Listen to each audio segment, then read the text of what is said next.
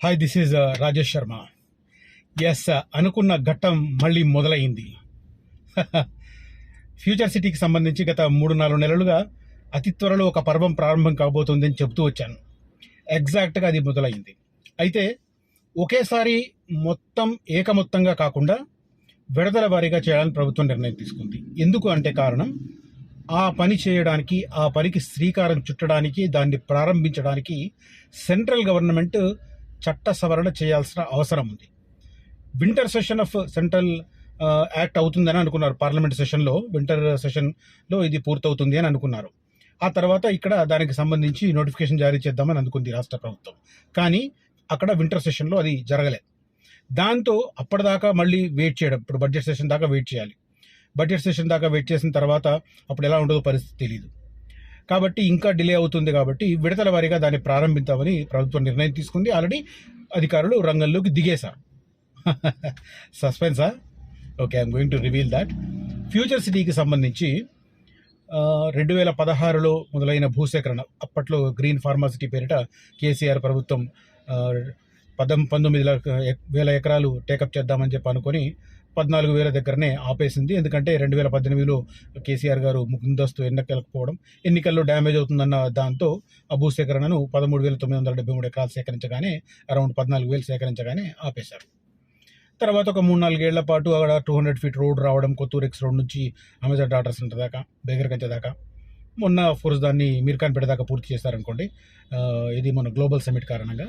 But మొన్న recent days వరకు కూడా కేసీఆర్ టైంలో పూర్తయింది మాత్రం బేగరగంజ వరకే. ఆ తర్వాత పవర్ గ్రిడ్ అద్భుతంగా నిర్మించారు. తర్వాత ఒక అమెజాన్ డాటా సెంటర్కు జనరల్ ఇండస్ట్రీ కిందకి ఇచ్చారు. అంటే చాలామంది అనుకుంటారంటే ఇది అప్పట్లో కేసీఆర్ ఫార్మా అన్నాడు, ఇప్పుడు రేవంత్ రెడ్డి గారు రాగానే దీన్ని ఫ్యూచర్ సిటీగా మార్చాడని చాలామంది అపోహలో ఉన్నారు. నిజానికి కేసీఆర్ గారే అక్కడ అమెజాన్ డాటా సెంటర్కు 2022లో ఇచ్చారు. అంటే అప్పటికే ఒక ఫార్మా సెక్టర్ కాకుండా అన్ని సెక్టర్లకు ఇవ్వాలని నిర్ణయం జరిగిపోయింది. అది ఈయన కొనసాగిస్తున్నారు. ఇది చాలామందికి తెలియక ప్రభుత్వాలు మారినప్పుడల్లా విధానాలు మారిపోతాయని చెప్పి చాలామంది అనుకుంటూ ఉంటారు. బట్ అది నిజం కాదు. ఎందుకంటే ఆయన దగ్గర ఉండే ఆ సలహా అధికారులు వాళ్లే, ఐఏఎస్ అధికారులు. ఇప్పుడు ఈ ముఖ్యమంత్రి దగ్గర ఉన్న వాళ్ళు వాళ్లే. కొంతమంది మారొచ్చు, తన ప్రియారిటీకి అనుగుణంగా కొంతమందిని తెచ్చుకోవచ్చు. కానీ విధానపరమైన నిర్ణయాలు మాత్రం జెన్యూన్ సీనియర్ ఐఏఎస్ అధికారులు వాళ్లే ఉంటారు. సో అది కంటిన్యూ అవుతుంది. గవర్నమెంట్ అనేది నిరంతర ప్రక్రియ. పాలకులు మారిన ప్రతిసారి అన్నీ మారిపోతాయని అనుకుంటే అది అపోహనే. రైట్? కొన్ని వాళ్ళ ముద్ర వేయడానికి కొన్ని చిన్న చిన్న మార్పులు అవి చేస్తారు. పేర్లు మార్చడం అట్లాంటివి అవి జరుగుతాయి. దాన్ని ఎవరు ఆపలేరు.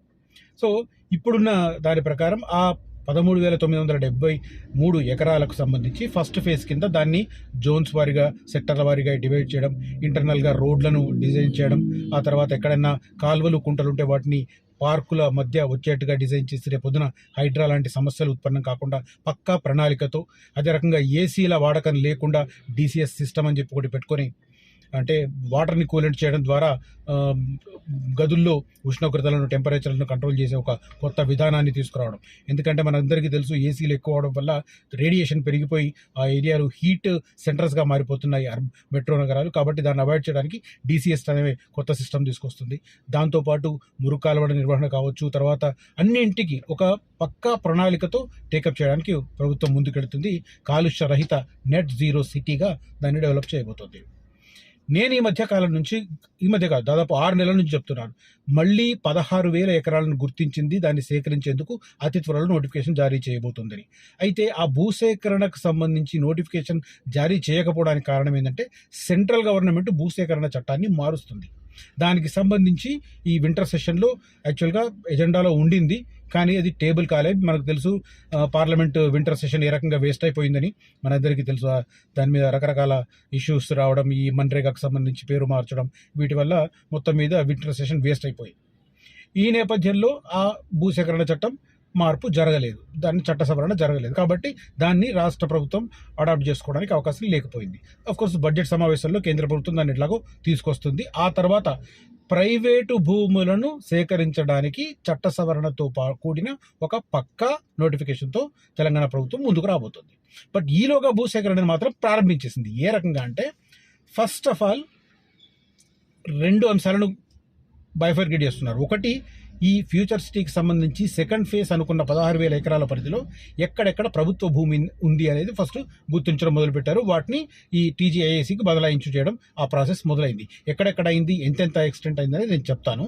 సెకండ్ ఫేజ్లో ఏంటంటే అసైన్మెంట్ ల్యాండ్ గుర్తిస్తారు. వాళ్ళకి ఇంత నిర్దిష్టమైన అమౌంట్ని ఫిక్స్ చేసి ఒకే నోటిఫికేషన్ ద్వారా సెటిల్ చేస్తారు. ఇక పట్టా భూములకు సంబంధించి మాత్రం ఖచ్చితంగా కేంద్ర ప్రభుత్వం సేకరణ చట్టాన్ని సవరించిన తర్వాతనే ప్రభుత్వం ముందుకు వస్తుంది. ఎందుకంటే పట్టా భూముల విషయంలో ఇప్పటికీ కోర్టులకు వెళ్ళడం, అడ్వకేట్లు లాభపడడం అవి చూస్తూ ఉన్నాం. చాలా భూ యజమానుల కంటే కూడా చాలా మంది న్యాయవాదులు ఆ కేసులు టేకప్ చేసిన వాళ్ళు లాభపడుతున్నారు. ఎందుకంటే ఎంత కాంపెన్సేషన్ ఎక్కువ వచ్చినా కూడా దాంట్లో వాళ్ళు షేర్ తీసుకుంటారు కాబట్టి. అఫ్కోర్స్ అది వాళ్ళ వృత్తి ధర్మం కాబట్టి దానికి అనుగుణంగా చేస్తూ ఉండొచ్చు. బట్ అంతిమంగా యథావాత తెలియదు అంటే భూ యజమానుల కంటే ఎక్కువ అడ్వకేట్స్ లాభపడుతున్నారు అనేది ఒక సమాచారం. దానికి అనుగుణంగా కోర్టుకు వెళ్ళే అవకాశాన్ని లేకుండా భూసేకరణ చట్టాన్ని కేంద్ర ప్రభుత్వం మారుస్తుంది.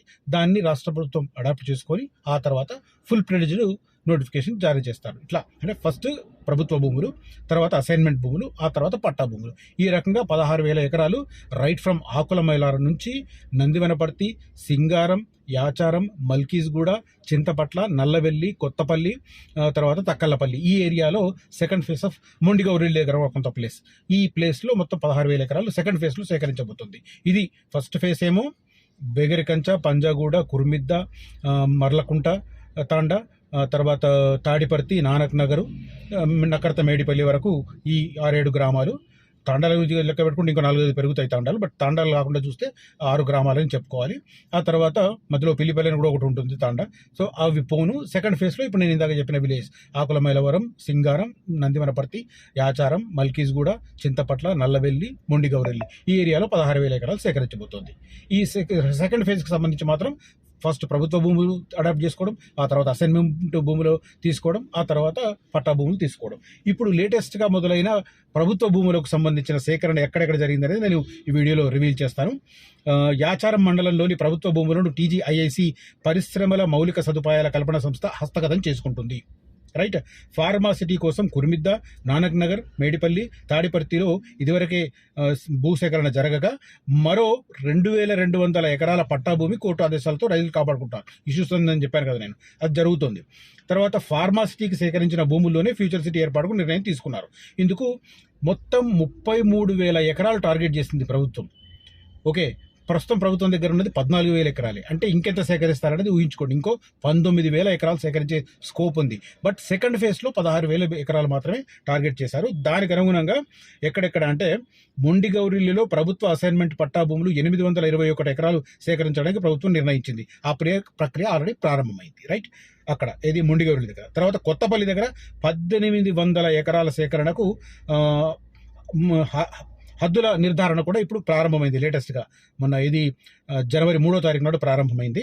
ఈ కొత్తపల్లి ఏరియాలో 1800 ఎకరాల భూసేకరణకు హద్దుల నిర్ధారణ ప్రస్తుతం ప్రారంభమైన పరిస్థితి.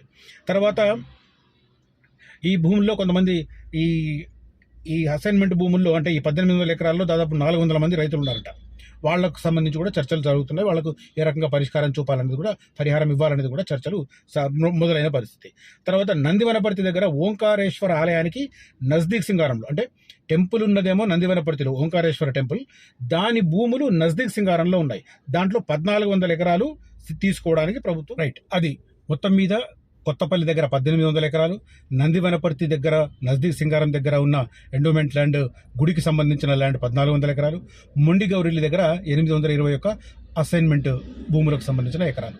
ఈ 3 ప్లేస్లో ఇప్పుడు భూసేకరణ ప్రారంభమైంది. సెకండ్ ఫేజ్లో ప్రభుత్వం తీసుకోబోతున్న 16,000 ఎకరాలకు మొట్టమొదటి అడుగు 1800 ప్లస్ 1,400 అంటే 3,200, 3,200 ప్లస్ 821 అంటే 4,000 ఎకరాలకు సంబంధించిన భూసేకరణ ప్రక్రియ ప్రారంభమైంది. అంటే అవుట్ ఆఫ్ 16,000 25% ల్యాండ్ సేకరణ ప్రారంభమైంది.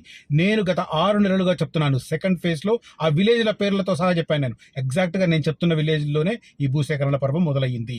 హద్దుల నిర్ధారణ కార్యక్రమం ఒక దగ్గర మొదలైంది, ఒక దగ్గర ఆల్రెడీ టీజీఐఐసికి భూముల బదలాయింపు పర్వం మొదలైంది, ఇంకో దగ్గర ఎండోమెంట్ ల్యాండ్ను కన్వర్ట్ చేసేదానికి ప్రక్రియ ప్రారంభమైంది.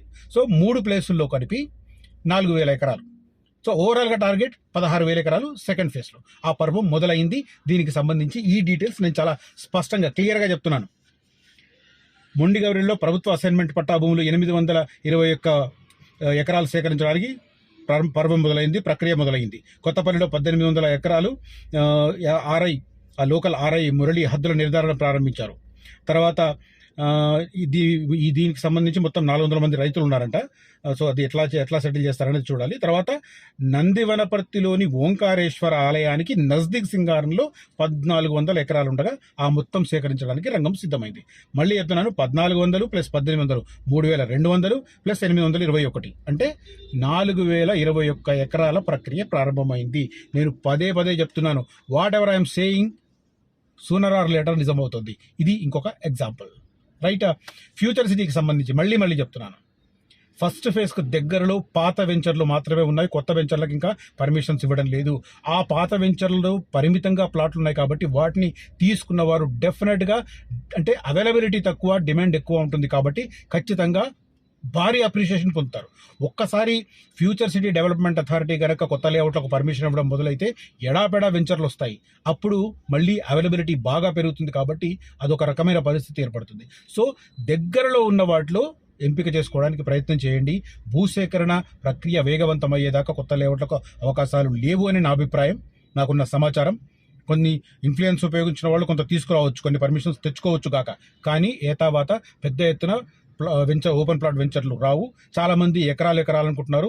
ఎకరాలు తీసుకోవాలనుకున్న వాళ్ళు ల్యాండ్ పూలింగ్లో పోయినా పర్వాలేదు, మిగిలిన 1400 1500 గజాలు మాకు చాలు అనుకున్నప్పుడు ఆ రకంగా ముందుకెళ్ళండి. కానీ లేఅవుట్లలో ప్లాట్లు తీసుకోవడం శ్రేయస్కరం. ఎందుకంటే రేపొద్దున భూసేకరణ జరిగినా మీ లేఅవుట్లకు ఎలాంటి కీడు రాదు, ఎలాంటి ముప్పు పొంచి ఉండదు. ఓకే, నేను సజెస్ట్ చేసిన వాటి దగ్గరలో పెద్ద రోడ్లకు అవకాశం కూడా లేదు కాబట్టి అవి సేఫెస్ట్ ప్లేసెస్ టు ఇన్వెస్ట్. కనిపిస్తున్న నెంబర్లో నన్ను కాంటాక్ట్ చేయండి. Thank you so much for watching this video. Signing off, Rajesh Sharma.